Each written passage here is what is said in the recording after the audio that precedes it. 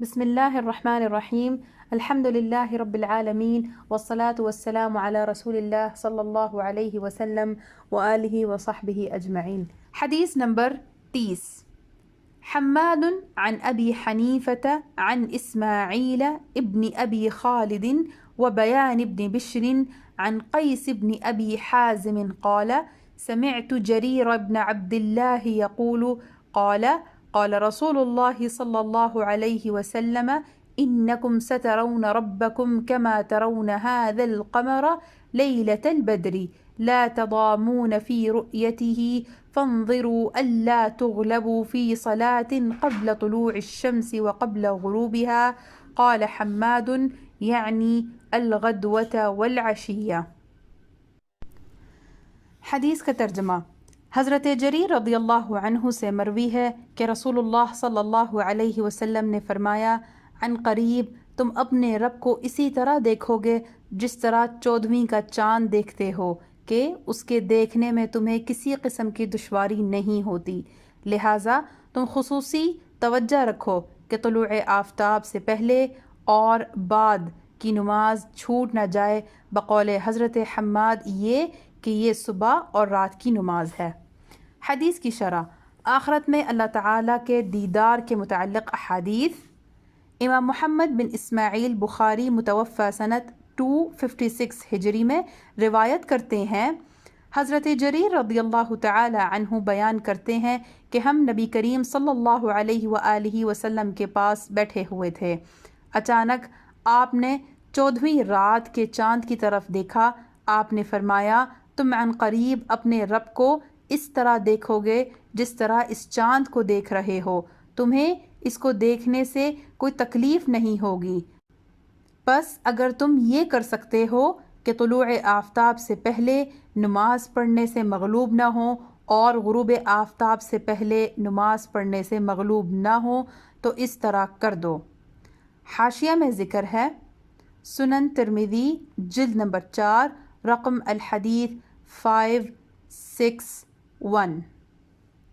امام ابو عیسیٰ محمد بن عیسیٰ ترمذی متوفی سنت 279 ہجری روایت کرتے ہیں، حضرت صہیب رضی اللہ تعالی عنہ بیان کرتے ہیں کہ نبی کریم صلی اللہ علیہ وآلہ وسلم نے اس آیت کی تفسیر میں فرمایا: للذین احسنوا الحسنى وزیادہ، سورۃ یونس آیت نمبر 26۔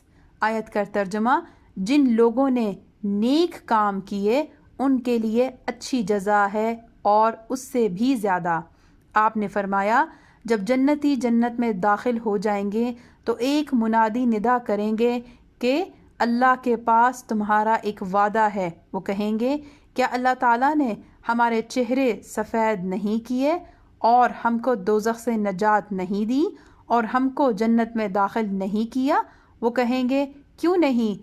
آپ نے فرمایا: پھر حجاب کھول دیا جائے گا۔ آپ نے فرمایا: جنتیوں کے نزدیک اس سے زیادہ محبوب کوئی چیز نہیں ہوگی کہ وہ اللہ تعالیٰ کی طرف دیکھیں۔ حاشیہ میں ذکر ہے: صحیح مسلم، صحیح ابن حبان جلد نمبر 10 رقم الحدیث 4611، اور صحیح مسلم میں تھی حدیث نمبر 441۔ حضرت ابن عمر رضی اللہ تعالی عنہ بیان کرتے ہیں کہ رسول اللہ صلی اللہ علیہ وآلہ وسلم نے فرمایا: اہل جنت کا ادنا درجہ یہ ہوگا کہ وہ اپنی جنتوں، اپنی بیویوں اور اپنی نعمتوں اور اپنے خادموں اور اپنی باندیوں کی طرف 1000 سال کی مسافت سے دیکھے گا، اور اللہ تعالیٰ کے نزدیک سب سے زیادہ مکرم وہ ہوگا جو صبح اور شام اس کے چہرے کی زیارت کرے گا۔ پھر رسول اللہ صلی اللہ علیہ وآلہ وسلم نے یہ آیت تلاوت فرمائی: وجوہ یومئذ ناظرہ الی ربها ناظرہ، سورۃ القیامہ آیت نمبر 22 اور آیت نمبر 23۔ آیت کا ترجمہ: کتنے ہی چہرے اس دن تر و تازہ ہوں گے اپنے رب کو دیکھتے ہوئے۔ امام ترمذی نے کہا: یہ حدیث حسن صحیح غریب ہے۔ حضرت ابو بکر بن عبداللہ بن قیس اپنے والد سے روایت کرتے ہیں کہ نبی کریم صلی اللہ علیہ وآلہ وسلم نے فرمایا، 2 جنتیں چاندی کی ہیں، ان کے برتن اور جو کچھ ان میں ہے چاندی کے ہیں، اور 2 جنتیں سونے کی ہیں، ان کے برتن اور جو کچھ ان میں ہے سونے کا ہے، اور ان لوگوں اور ان کے رب کے دیدار میں صرف اللہ کی کبریائی کی چادر ہے جو جنت عدن میں اس کے چہرے پر ہے۔ یہاں پر ہم نے اپنے سلسلے کا اختتام کرنا ہے۔ انشاءاللہ تعالی آئندہ آنے والے سلسلے میں ہمارا ایک نیا باب انشاءاللہ عز و جل شروع ہوگا۔